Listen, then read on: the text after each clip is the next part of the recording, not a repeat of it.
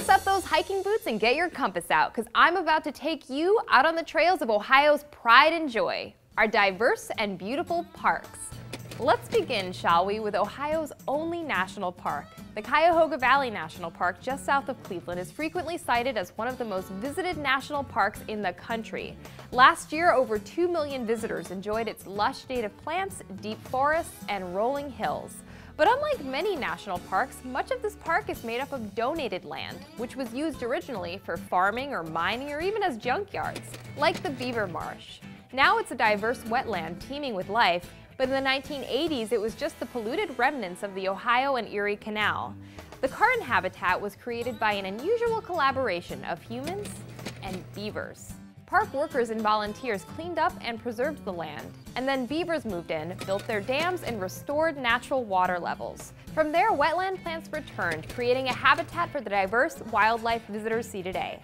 But some Ohio parks actually look very close to the way it did when the land was donated, like Malabar Farm State Park near Mansfield. This park continues to be a working farm, as it has been for generations, but there's a bit more to this farm than meets the eye, and it involves a bit of old Hollywood glamour. That's because the previous owner of this farm was Louis Bromfield, a famous author and screenwriter in the 1930s and 40s who hosted big Hollywood stars at the time.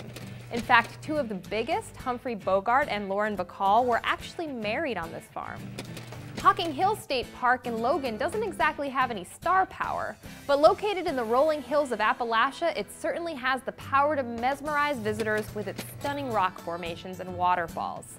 These rocks were formed over millions of years by the oceans and glaciers that once covered Ohio.